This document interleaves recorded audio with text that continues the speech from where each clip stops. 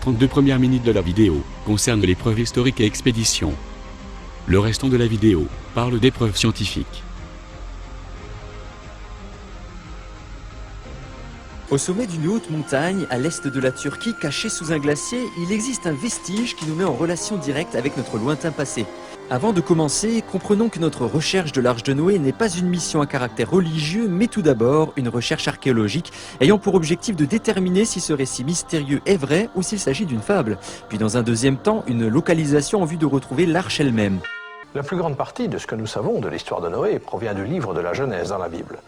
Mais avant d'aller plus loin, peut-être faut-il d'abord répondre à une question simple. Pourquoi Dieu détruirait-il le monde et presque tous ses habitants, y compris les animaux ? La réponse donnée par la Bible montre que Dieu a vu que la terre était envahie par une terrible méchanceté. La Bible déclare que Dieu a décidé de détruire le monde parce que l'homme vivait dans la corruption. Quels que soient les autres péchés dont les gens d'alors se soient rendus coupables, les récits archéologiques démontrent qu'ils avaient des comportements d'une violence incroyable. Bien que la violence ait toujours fait partie de la façon de vivre de l'homme, de nombreux écrits anciens, grecs et hébreux, indiquent qu'il y avait beaucoup de corruption et de violence parmi les peuples de la terre. Il y avait beaucoup de meurtres. Maintenant, la technologie scientifique moderne et les nouvelles explorations archéologiques commencent à percer les nombreux secrets de cet épisode longtemps oublié de l'histoire de Noé. Nous allons concentrer notre recherche sur ce pic volcanique totalement dépourvu d'arbres qui borde l'Iran et l'ancien empire soviétique. Le mont Ararat s'élève à environ 5160 mètres, couvrant 60 km². Pour connaître un peu mieux cette sinistre montagne et ses défis infinis, nous avons rendu visite au Dr John Morris, un professeur de géologie qui a conduit 15 expéditions sur le mont Ararat. J'ai escaladé des montagnes partout dans le monde, mais le mont Ararat, comment dire, il est brutal. C'est le pire que j'ai escaladé. Réellement, vu du sud, on dirait un joli cône volcanique, mais sur la face opposée, il y a cet incroyable canyon, la gorge Aura. Il est à peu près 1,5 fois plus haut que le Grand Canyon, avec des parois à la verticale. Impossible à escalader. Il est recouvert d'une calotte glaciaire tout au long de l'année qui érode continuellement les couches volcaniques et produit des avalanches qui rabotent tout sur leur passage. Chaque après-midi, il y a une tempête en haut de la montagne et les vents soufflent à plus de 160 km/h. Mais ni les légendes inquiétantes, ni les risques mortels de l'escalade n'ont détourné des milliers de personnes décidées à trouver une réponse. Ils défient la montagne depuis des centaines d'années.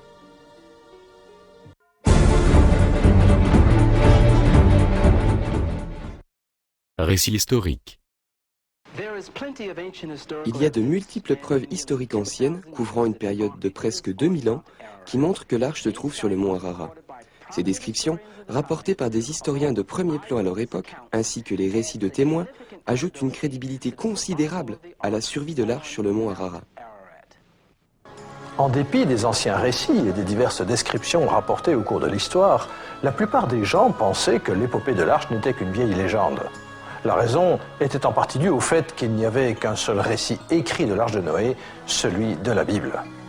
C'est d'une façon tout à fait accidentelle que la crédibilité de l'histoire biblique de Noé fut fortement renforcée grâce à cet homme.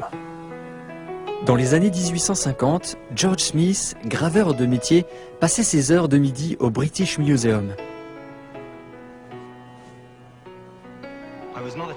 Je n'étais pas un spécialiste en archéologie, mais j'avais une fascination infinie pour tout ce qui touche à l'histoire, avec un intérêt très particulier pour les objets de l'ancienne Assyrie, bien que je ne sois jamais allé dans cette partie du monde. Je lisais absolument tout ce qui était disponible sur les cultures du Moyen-Orient et j'étais complètement captivé par le sujet. Visiteur habituel, Smith s'était lié d'amitié avec le directeur du musée qui fut impressionné par l'intelligence et l'enthousiasme de cet homme. On lui offrit un travail un peu spécial. Quelqu'un avait besoin d'assembler quelques-unes des 25 000 tablettes d'argile couvertes d'écritures cunéiformes déterrées dans l'ancienne ville de Ninive, remontant au VIe siècle avant Jésus-Christ.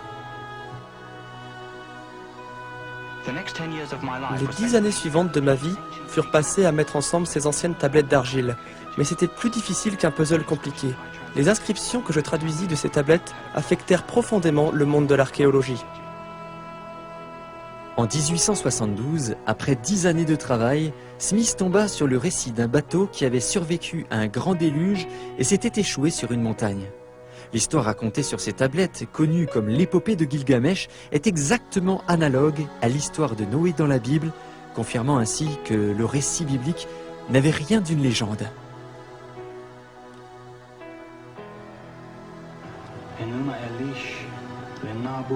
Les découvertes fabuleuses de George Smith excitèrent énormément la curiosité scientifique et ravivèrent l'intérêt du grand public pour l'arche et sa possible découverte. Quand les scientifiques ont commencé à fouiller pour trouver des faits, ils ont fait des découvertes surprenantes.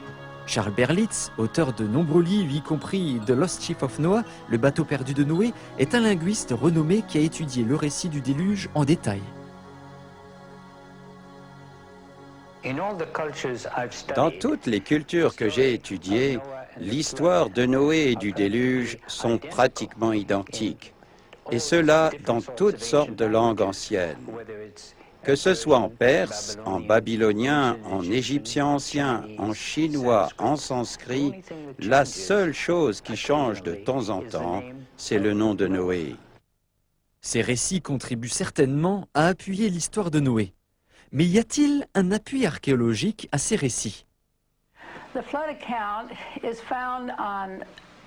On trouve le récit du déluge en écriture cunéiforme sur des tablettes babyloniennes, akkadiennes et sumériennes qui sont maintenant au British Museum. Mais on a retrouvé des récits du déluge encore plus anciens, en caractères chinois individuels. Ces caractères chinois remontent vraiment à un lointain passé. Et on trouve les plus anciennes formes de caractères chinois dans des récipients de bronze. Dans certains récipients utilisés pour les cérémonies, on a trouvé des inscriptions à l'intérieur des récipients. À l'encontre de ceux qui le nient, on trouve des preuves historiques de l'existence de Noé et du déluge. 272 mentions pour être exact dans toutes les civilisations et cultures du monde entier, y compris les cultures aztèques, incas et espagnoles trouvées dans le Nouveau Monde. Vous pouvez regarder à tous les récits qui viennent de cette communauté de nations autour du mont Ararat. Ils semblent tous avoir affaire avec un élément central qui en ressort. Il s'agit de l'histoire de Noé. Toutes les preuves conduisent au fait que ce grand bateau, qui a été observé au-dessus du mont Ararat, ne peut être que l'arche de Noé. J'ai étudié pratiquement chaque description historique connue de l'arche sur le mont Ararat. Au cours des 150 dernières années, de nombreux témoignages donnent des détails considérables. J'ai comparé 34 de ces récits et j'ai découvert qu'il y avait une formidable cohérence entre ces témoins oculaires, bien qu'ils ne se soient jamais rencontrés. Nous pouvons choisir de croire que tous ces récits ont été inventés ou alors qu'ils proviennent de témoins qui ont vu quelque chose. Mais il y a aussi la possibilité de croire que l'arche, ou une grande péniche en bois, se trouve sur le mont Ararat, même s'il n'y a qu'un seul de ces rapports qui soit vrai. Expédition.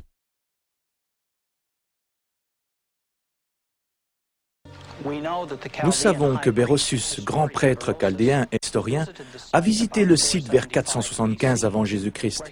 Il a beaucoup écrit au sujet du phénomène dont il fut témoin, indiquant qu'il était alors très facile de distinguer l'arche de son environnement tout en haut du glacier.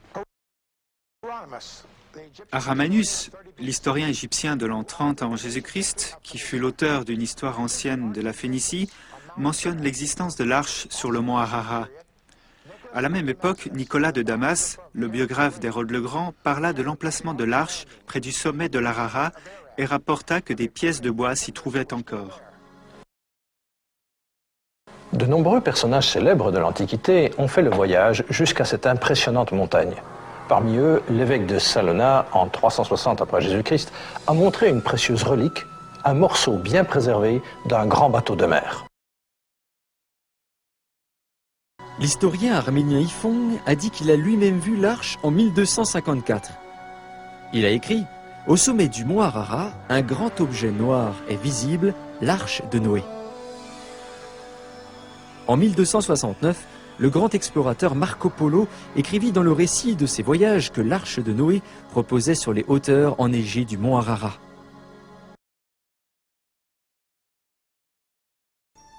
En 1829, un médecin allemand d'origine russe, Friedrich Parrot, fut le premier explorateur occidental à escalader le mont Ararat dont nous ayons une trace. De là, Parrot grimpa à 2200 mètres où il atteignit le village Ahora.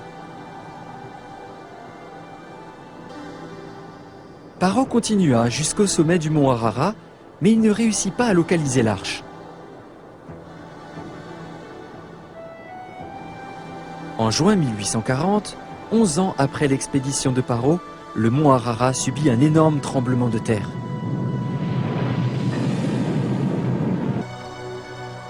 Le monastère et la plupart des 2000 maisons et bâtiments de la région furent détruits par le tremblement de terre. Il y eut peu de survivants. Le monastère Saint-Jacques et les reliques qu'il contenait disparurent sous une avalanche de roches et furent brisés en 1000 morceaux, laissant derrière la gorge Aora, un canyon accidenté plus profond que le Grand Canyon. Dans quel état l'arche doit-elle être maintenant? Il y a eu un terrible tremblement de terre. Une grande crevasse s'est formée ici et une grosse avalanche, et l'arche s'est fendue en 2 parties. C'est cela qu'on voit aujourd'hui. Pendant tout le 19e siècle, des aventuriers, des explorateurs et des gens de foi continuèrent à organiser des expéditions pour trouver l'arche. Hermann von Hamisch grimpa au sommet en 1845 et son nom a été donné à 2 grands glaciers importants de la région. Le colonel Kotskill de l'armée russe vainquit le sommet en 1850. Le major anglais Robert Stewart fit son ascension en 1845. Il y a des gens qui ont des difficultés à croire les récits du passé, tout simplement parce que les histoires sont vieilles. Mais ne faut-il pas admettre qu'au moins certains chercheurs de l'arche du 19e siècle aient pu réellement la voir et rapporter des preuves de son existence? Les sceptiques peuvent-ils effacer d'un revers de main ces nombreux récits de témoins oculaires et de descriptions? En 1876, James Bryce, un homme d'État britannique considéré juriste et écrivain, se rendit au mont Ararat. Bryce entreprit la première tentative d'escalader la montagne en solitaire, dont on est le récit. Au cours de sa randonnée, il découvrit un morceau de bois coupé à la main de 1,20 m de long et de 13 cm d'épaisseur, partiellement pétrifié. Il le trouva à 4600 mètres d'altitude sous la neige. Les journaux les plus importants, y compris le New York Times, publièrent l'histoire de Bryce, parlant alors de la découverte de l'arche de Noé. Mais la nouvelle théorie de l'évolution de Charles Darwin était en train de gagner en popularité. Le récit de Bryce, qui semblait appuyer les concepts religieux, fut largement ignoré. En 1883, le gouvernement turc envoya une expédition au mont Ararat pour examiner les dégâts du récent tremblement de terre. Les membres de l'expédition racontèrent la découverte de la partie apparente d'un très vieux bateau sortant de la glace à une altitude de 4600 mètres.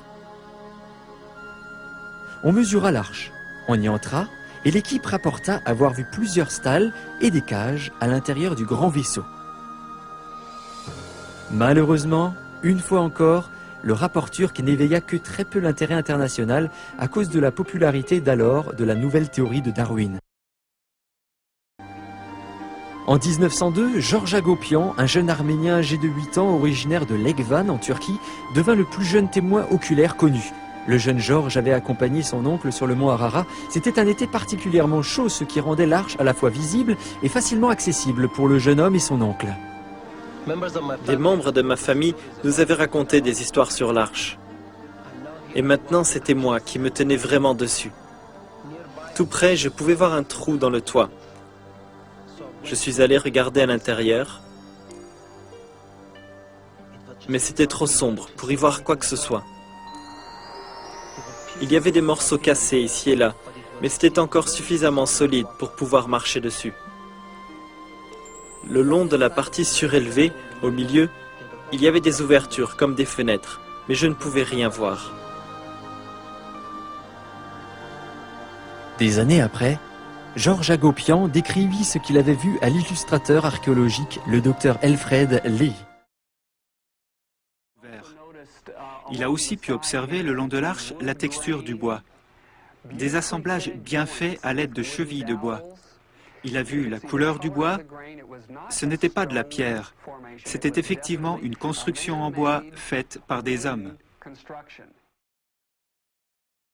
Ce fut en 1916 que la série des témoins oculaires connut un autre tournant important. Peu après la Première Guerre mondiale, un pilote russe, le lieutenant Zabalotsky, fit connaître le récit remarquable de sa découverte de l'arche sur l'Ararat. J'étais avec un petit groupe d'aviateurs, à environ 40 km au nord-est du mont Ararat. Un nouveau moteur de haute altitude avait été installé sur un des avions et j'avais été envoyé pour un test en vol. En faisant le tour de la montagne, j'ai vu là une structure sombre, énorme, quelque chose de la taille d'un navire de guerre. C'était une embarcation bizarre, mais très clairement un bateau arrondi vers le haut. Les nouvelles de la découverte de Zabolotsky atteignirent le tsar Nicolas lui-même. En 1917, le tsar envoya 2 compagnies de soldats pour localiser et voir en détail cette trouvaille extraordinaire. Les soldats trouvèrent l'arche et la mesurèrent. Ils firent aussi un relevé photographique du grand bateau. Malheureusement, c'était au moment où la révolution communiste était en train d'éclater dans le pays. Résultat, les rapports et les photographies de cette expédition n'ont pas été retrouvés et on suppose qu'elles sont perdues ou cachées dans une chambre forte du Kremlin. Cependant, quelqu'un les a vues. Megan Butler, des éditions Rainieri Gateway à Washington, a récemment publié le livre Anastasia. Il raconte la biographie de la fille du tsar russe. Il y a eu une controverse autour d'une expédition russe et d'une découverte de l'arche vers 1916 ou 1917. Notre auteur a passé 20 ans à rechercher Anastasia, la dernière survivante de la famille royale russe. Durant une de ses conversations privées avec elle, il a été stupéfait quand elle lui a parlé d'une expédition que son père, le tsar, avait ordonnée et qui devait mesurer et photographier l'arche de Noé. Elle lui a dit avoir réellement vu les photographies et le compte-rendu de cette expédition. Elle lui a aussi dit avoir porté une croix fabriquée avec le bois de l'arche de Noé. Pendant la Seconde Guerre mondiale, les pilotes alliés effectuèrent de nombreuses missions dans les alentours du mont Ararat.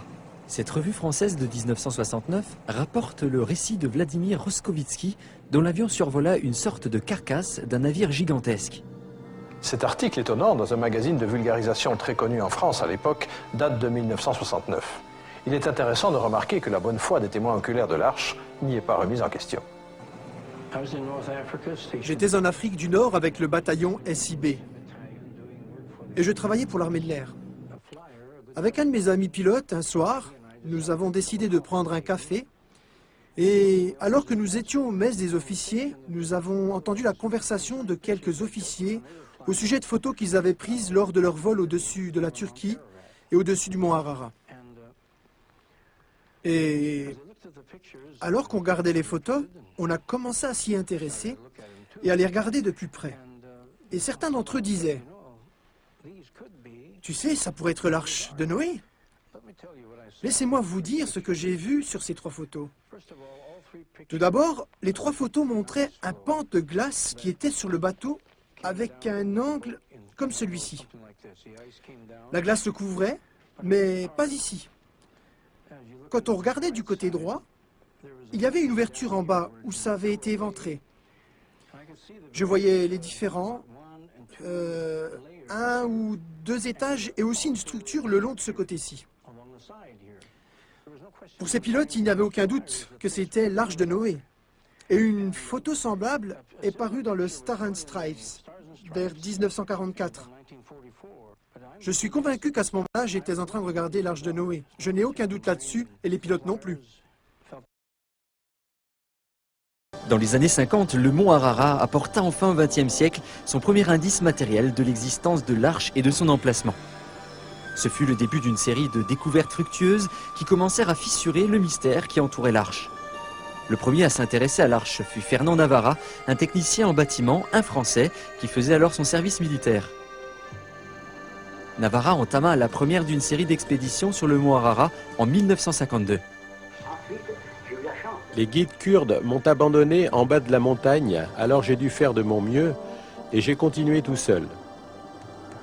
Je n'ai pas pu trouver l'arche directement, mais j'ai vu une énorme forme sombre prise dans la glace transparente.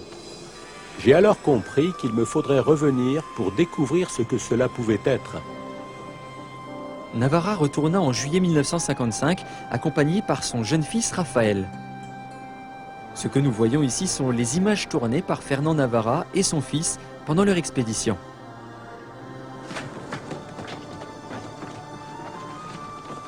1955 fut une année chaude et il y eut une grande fonte des glaciers. Je savais que si je voulais avoir une chance d'atteindre l'Arche, ce devait être maintenant. C'est Raphaël qui le premier a vu quelque chose. À 4500 mètres, Navarra se laissa glisser avec précaution dans une profonde crevasse. On pouvait facilement voir le bois, mais il était pris dans la glace. Jusque-là, je n'avais eu aucune idée de sa taille. Ce que Navarra détacha de la glace à la hache était une poutre de bois taillée à la main d'1,50 m. Un grand moment. J'en avais rêvé. Raphaël et moi étions excités comme si c'était Noël. J'ai essayé de le redescendre de la montagne en le mettant dans mon sac à dos. C'était très lourd. Je n'arrivais pas à garder l'équilibre.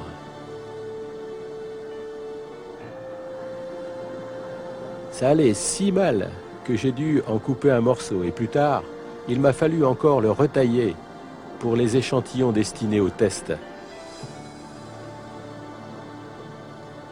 Un grand moment et l'accomplissement d'un souhait longtemps attendu. Mais était-ce réellement du bois provenant de l'Arche de Noé?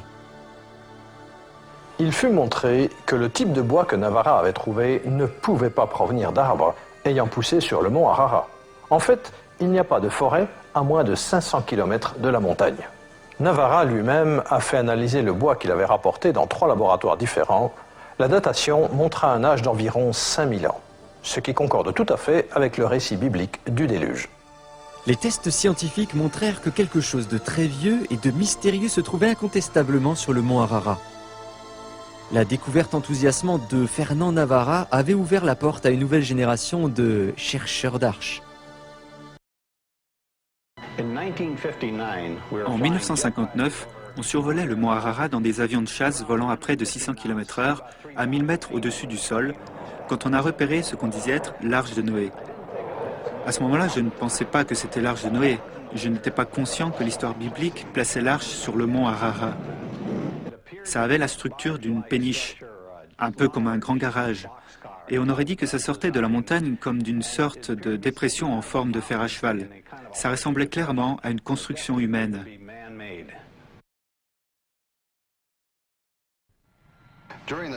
Pendant les mandats des 4 présidents des États-Unis, de Nixon à Reagan, je volais toujours à bord d'Air Force One en tant que photographe de la Maison-Blanche, chargé de couvrir les activités du président. Une fois j'étais à bord avec le président Jimmy Carter. On se rendait de la Pologne à Téhéran en Iran pour participer à la fête du Nouvel An donnée par le Shah. Pendant le vol, alors que nous survolions l'est de la Turquie, quelque chose attira notre attention à la fenêtre. C'était un moment impressionnant. Les MiG soviétiques nous escortaient elles contre elles et à ce moment-là, quelqu'un nous a dit de regarder en bas, qu'on voyait l'Arche de Noé. J'ai regardé et là, à peu près au milieu de la montagne accidentée, il y avait un grand bateau sombre, clairement visible. Il était partiellement couvert de neige ou de glace. Je suis convaincu à cause de ce que j'ai vu là que c'était l'Arche de Noé.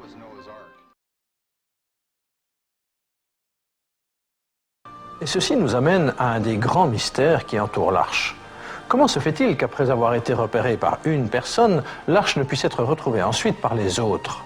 Cela peut suffire à rendre suspect le récit de certains témoins oculaires. Y a-t-il une réponse à ce mystère? Cette photo, qui a été prise par le satellite français Spot en août 1986, indique que le mont Ararat représenté ici est constamment recouvert de glace d'un bout de l'année à l'autre. Sur le mont Ararat, il y a bien entendu des changements de temps selon les saisons. Les chances de voir l'Arche sont beaucoup plus grandes pendant les mois chauds de la fin d'été, comme en août ou en septembre. Cependant, il y a des cycles où le temps est plus chaud, toutes les quelques années, ce qui entraîne une fonte accrue de la neige qui couvre le sommet. Il est possible et certainement probable que l'Arche soit seulement visible ou accessible durant ces rares périodes où la température est plus chaude. Une expédition à la recherche de l'Arche peut ainsi passer à pied sur l'Arche recouverte de glace sans même savoir qu'elle est là. Le climat politique de la région est également particulièrement hostile et vient grandement compliquer le travail de recherche. Toute personne voyageant en Turquie à la recherche de l'Arche expose sa sécurité personnelle à des risques considérables. Comprendre cette partie du monde, c'est comprendre une situation politique très complexe, composée de nombreux groupes de populations régionales. Cette partie de la Turquie était connue comme étant l'Arménie. Au début de l'ère communiste en Russie, plus de 200 000 Arméniens ont été éliminés par le régime bolchevique. La situation actuelle dans cette région est toujours très instable.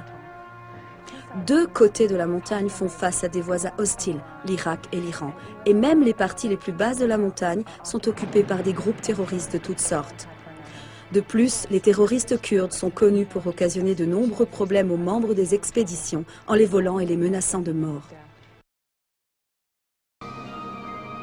Il y a en fait de plus en plus de preuves photographiques aériennes ou terrestres, des images qui semblent montrer une grande structure faite par la main de l'homme tout en haut du mont Ararat. Ray Anderson, ancien ingénieur de l'aérospatiale, a escaladé le mont Ararat en 3 occasions et il a analysé des clichés affinés de ce qu'il croit être l'arche de Noé. Il y a quelques années, j'ai trouvé une diapo où l'on voyait un objet intéressant dans le coin supérieur droit. En regardant cet objet au microscope, il m'est apparu que ça pouvait être le bout d'une longue pièce. Actuellement, l'arche est cassée en 2. Nous en avons la preuve grâce à de nombreux témoins. Lors d'un tremblement de terre, la partie sud de l'arche a glissé sur cette pente sur environ 30 mètres et s'est logée dans une crevasse. Alors, j'ai examiné cet objet qu'on ne voit que sur cette seule image. Parmi des centaines que j'ai examinées et au microscope, j'ai vu vraiment nettement le toit ou une section du toit de ce qu'on appelle la superstructure. Ces photos suggèrent que quelque chose de grand, fabriqué par l'homme, est vraiment sur la montagne. Grâce à ces images aériennes et à la spectrographie, nous savons maintenant qu'il s'agit bien d'une immense structure de bois qui est emprisonnée ici, dans la glace. C'est donc une découverte stupéfiante. Il y a encore autre chose. Voyons le 3e site, sur le bord supérieur de la gorge. C'est ici que les experts situent une autre partie brisée de l'arche qui dépasse de la glace. Cette partie est très visible lorsque la météo le permet, et c'est là que l'astronaute James Irwin a réalisé une photo surprenante alors qu'il était accompagné par une équipe de télévision hollandaise il y a quelques années. Nous étions en avion avec James Irwin à bord. Nous volions autour du mont Ararat. Et en tournant autour de la gorge à Ora, à ce point précis, nous avons vu un objet sortant de la couche de neige. Cela ressemblait à l'arche de Noé. On était vraiment surexcités, mais notre temps de vol s'épuisait et nous avons dû rentrer à la base. Mais certains d'entre nous étaient réellement convaincus qu'il devait s'agir de l'arche de Noé. Ainsi, au cours de cette toute dernière expédition, qui avait obtenu toutes les permissions du gouvernement turc, cet après-midi-là, nous pensons que nous avons vu l'arche de Noé. James Irwin ne voulait pas annoncer sa découverte incroyable avant d'avoir pu mettre sur pied une expédition terrestre pour filmer les lieux. Malheureusement, Irwin est mort avant d'avoir pu retourner sur le mont Ararat. On se souviendra pendant des générations du périple sur la Lune de l'astronaute James Irwin. C'est grâce à lui et à la télévision hollandaise que le monde a reçu cette photo extrêmement surprenante. James Irwin a donc tout de même atteint son objectif en réalisant ce cliché.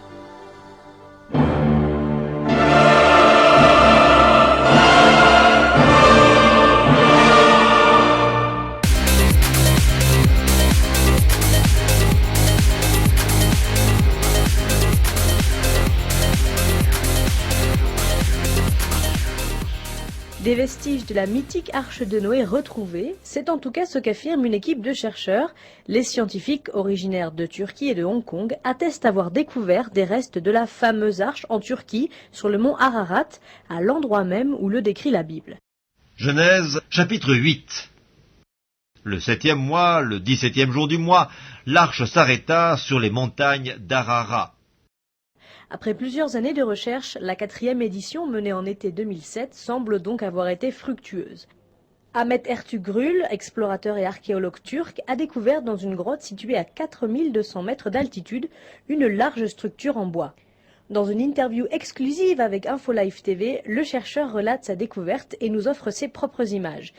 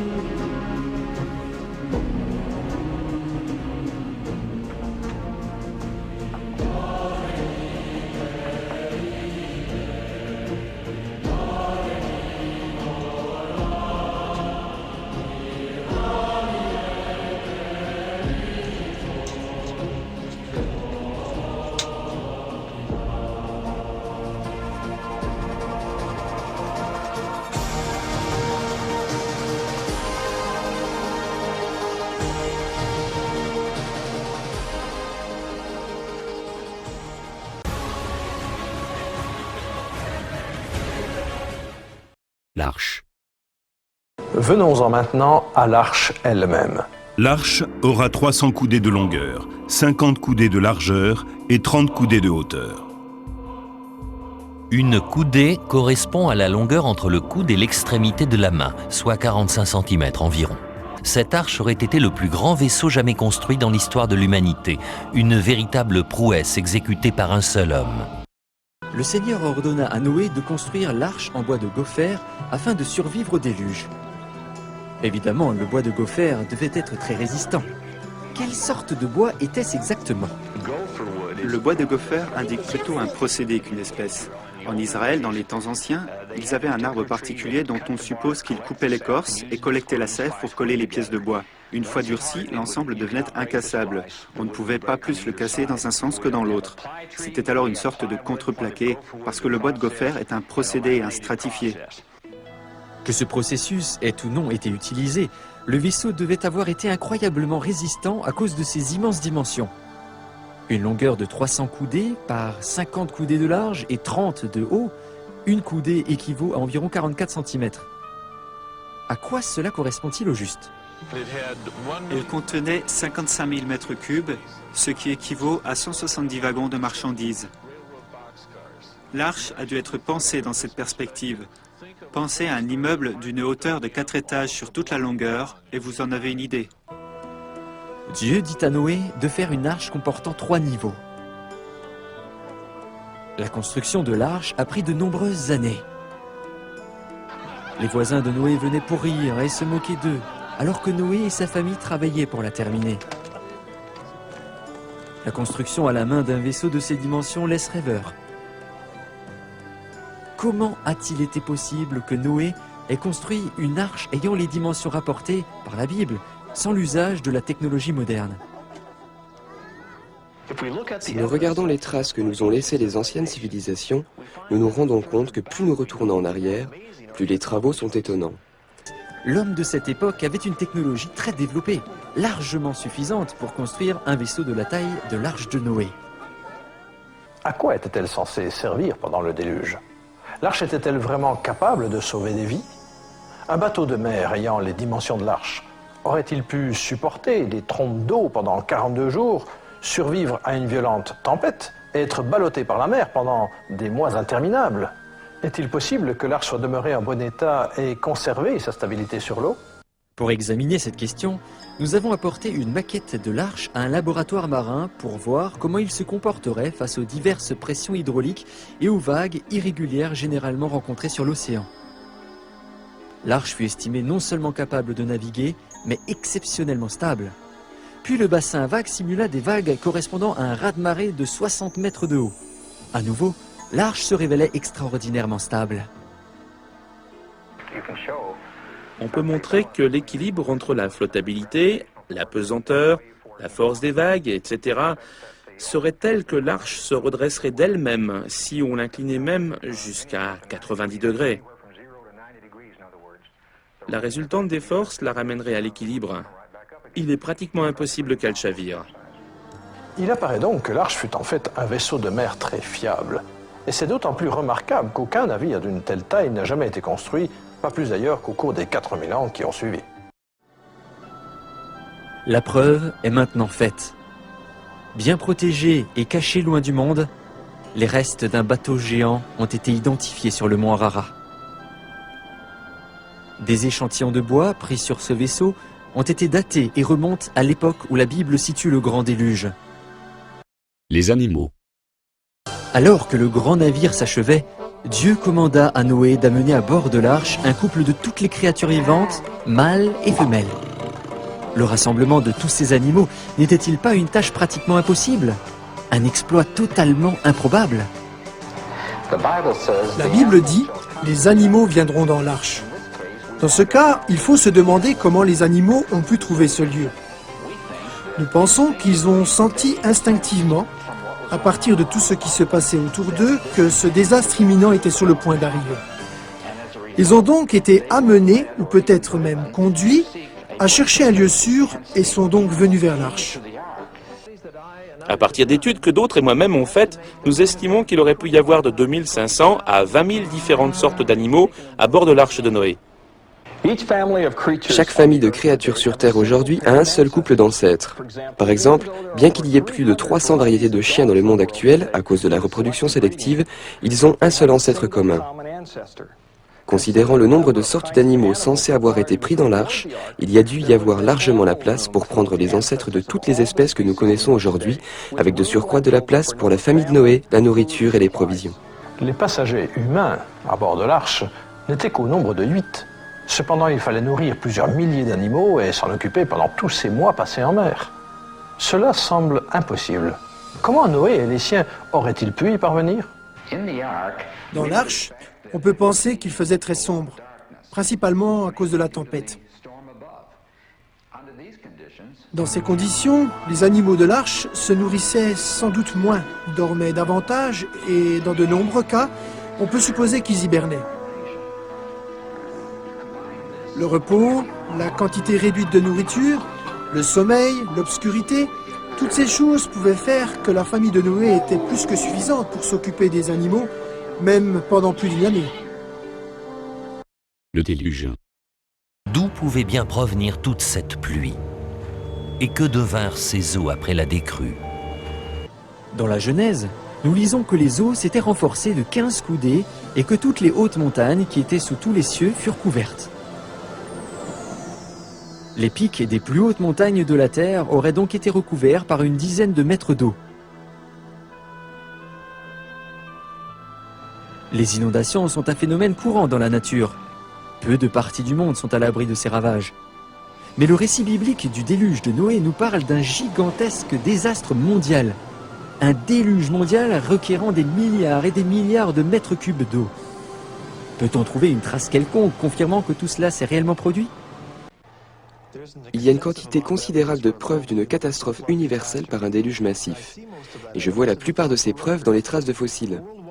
On a retrouvé partout sur la planète des fossiles d'animaux et de poissons enterrés soudainement alors qu'ils nageaient, ensevelis d'une façon catastrophique à un moment donné. Une des découvertes de fossiles les plus fascinantes qui montrent des animaux en train de nager inclut des rhinocéros, des hippopotames et des zèbres brûlés dans les cendres volcaniques du Nebraska, des centaines de dinosaures à Alberta, au Canada, noyés dans un déluge de cendres volcaniques, et en Écosse, des tonnes de poissons ont été trouvées dans des positions de terreur, les nageoires étendues et les yeux gonflés. Un autre cimetière de fossiles, celui de Geiseltal en Allemagne, montre un mélange de plantes et d'insectes de toutes les zones climatiques. Quand ces sortes de fossiles sont trouvés ensemble, c'est habituellement symptomatique d'un déluge mondial et d'un ensevelissement rapide. Si, comme la Bible le déclare, tous les sommets des montagnes furent submergés par l'eau, est-ce que nous pouvons en trouver une preuve? D'un point de vue géologique, j'ai remarqué deux choses qui indiquent que cette montagne volcanique de plus de 5000 mètres était autrefois sous l'eau. D'abord, c'est la présence sur l'Arara de ce que l'on appelle de la lave pilo.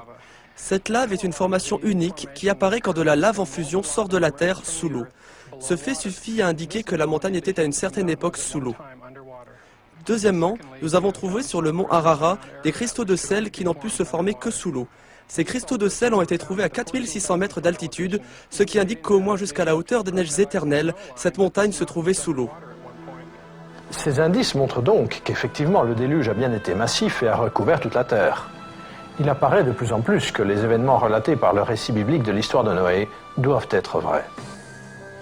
Le déluge dévastateur mondial que connut Noé avec les légendaires 40 jours et 40 nuits de pluie est un des épisodes les plus longs et les plus dramatiques de la Bible. D'autres questions difficiles restent à résoudre avant de pouvoir accepter le récit du déluge. Toute cette eau, d'où venait-elle? Comment a-t-elle pu augmenter dans de telles proportions et recouvrir toute la terre? Et lorsque le déluge s'est arrêté, où s'est-elle retirée? Souvenez-vous que nous ne sommes pas en train de parler ici d'une petite inondation, mais d'un immense cataclysme mondial au cours duquel les eaux ont recouvert même les plus hautes montagnes. La Bible dit en effet que même les plus hauts sommets étaient submergés par plusieurs mètres d'eau. Le premier chapitre de la Genèse décrit précisément le firmament ou atmosphère que Dieu avait créé autour de la terre. En décrivant les eaux au-delà du firmament, l'Écriture suggère que dans les temps précédant le déluge, il y avait une voûte de vapeur d'eau autour de la terre. L'idée d'une couche de vapeur d'eau ou d'une voûte entourant la Terre paraît quelque peu bizarre. Mais en fait, les voûtes sont très communes parmi les planètes du système solaire. Vénus, Jupiter, Saturne ont toutes des voûtes de nuages et d'épaisses enveloppes gazeuses autour d'elles. Et si la Terre a eu une telle voûte, combien de pluie a-t-elle pu produire? Et était-ce suffisant pour un déluge mondial? La voûte de vapeur aurait pu produire directement au maximum 13 mètres d'eau. En plus de cela, l'eau libérée par les éruptions volcaniques pendant le déluge aurait alimenté la chute de trompes d'eau pendant 40 jours et 40 nuits avant de décroître pour finalement atteindre les quantités de précipitations que nous connaissons depuis lors. Nos experts ont précisé que quand le grand déluge a commencé, l'eau est venue de 3 sources. Des fontaines souterraines, de la pluie en provenance de la voûte supérieure et des eaux des océans débordant sur la terre. Des fontaines souterraines qui entrent en éruption. Le niveau des mers se met à croître, y compris celui de la mer Méditerranée, dont les eaux en crue vont traverser un petit isthme pour aller se répandre dans un immense lac d'eau douce, alors peu profond. La loi de la gravité s'apprête à faire son œuvre.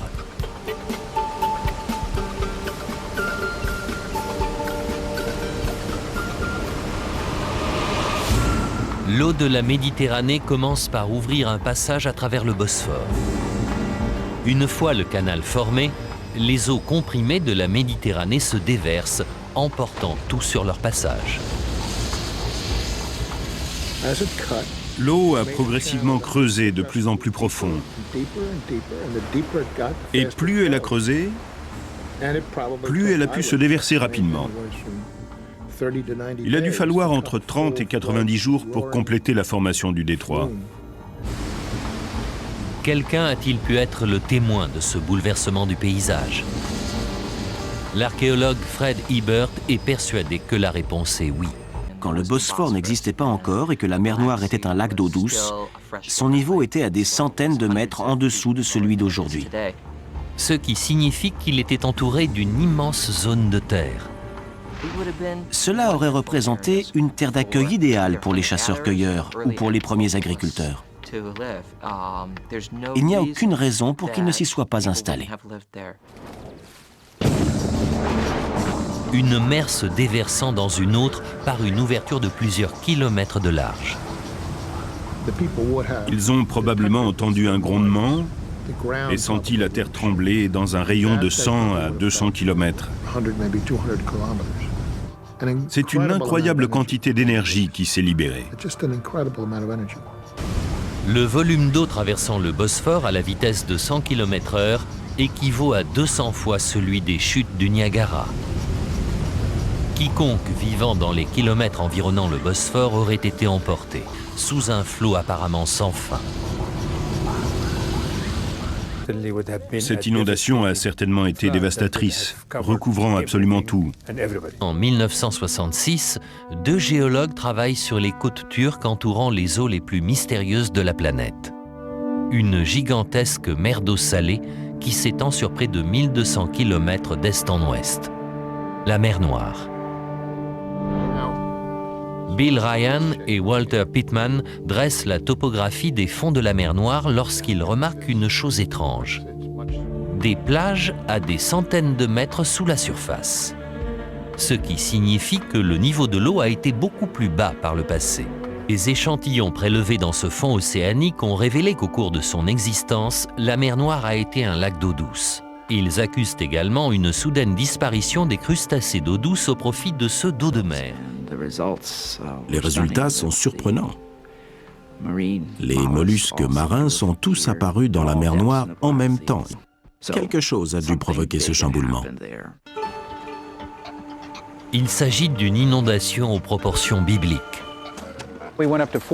Nous sommes montés à plus de 4200 mètres d'altitude et nous avons trouvé des palourdes qui, normalement, vivent sous l'eau.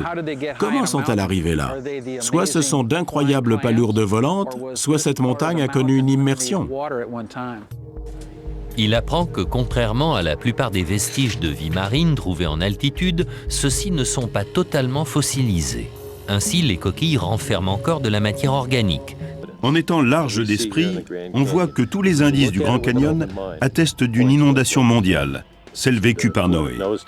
Pour aller plus loin dans nos investigations, nous nous sommes adressés au Dr Walter Brown, ancien directeur d'un des laboratoires de recherche et de développement du département de la défense américaine.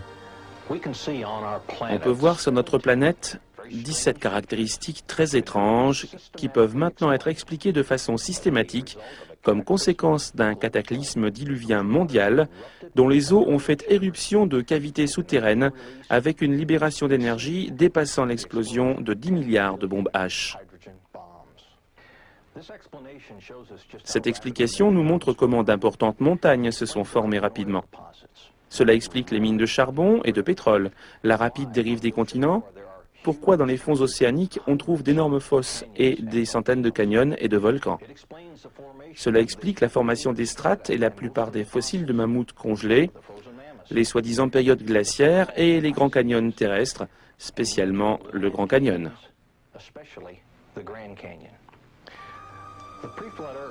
La Terre d'avant le déluge comportait probablement un très grand continent couvert de végétation luxuriante.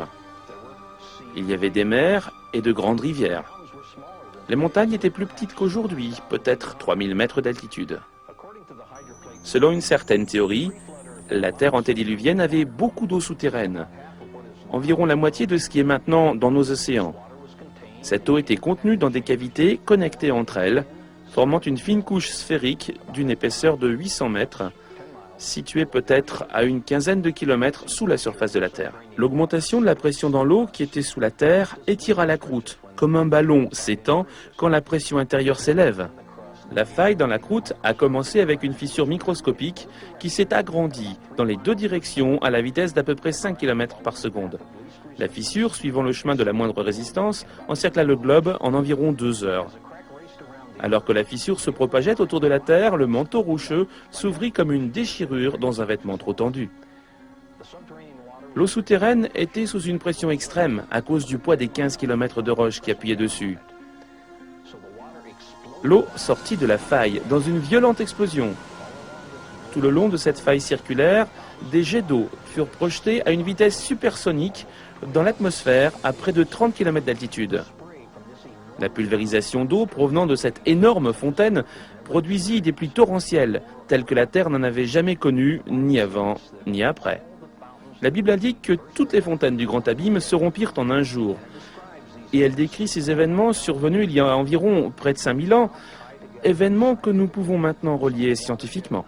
Un jet d'eau pulvérisé atteignant la stratosphère glaciale se transforme en orage de grêle et produit d'énormes monceaux de glace, ensevelissant, étouffant et congelant instantanément de nombreux animaux, y compris des mammifères en Sibérie et en Alaska. Les jets d'eau sous forte pression érodèrent la roche des deux côtés de la faille, produisant d'énormes volumes de sédiments qui déposèrent cette eau bueuse sur toute la terre.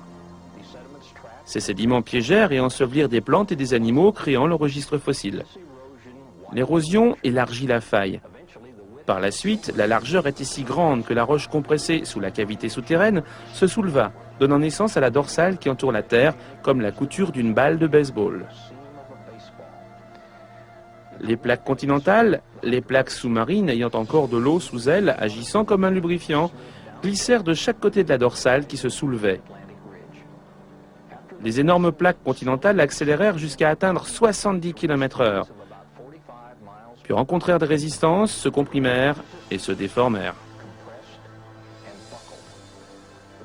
La portion de la plaque sous-marine qui se plissa vers le bas forma les fosses océaniques, celles qui se plissèrent vers le haut formèrent les montagnes. Voilà pourquoi les principales chaînes de montagnes sont parallèles à la dorsale océanique de laquelle elles s'éloignèrent. Les plaques sous-marines, en s'éloignant des crêtes océaniques, ouvrirent de très profonds bassins océaniques dans lesquels les eaux du déluge se retirèrent. Sur les continents, chaque dépression en forme de cuvette ou bassin fut naturellement laissée pleine d'eau, ce qui donna de nombreux lacs post-diluviens. La démonstration d'une énorme catastrophe mondiale dans l'Antiquité dont vous venez d'être témoin soutient l'histoire biblique du déluge dans tous les détails.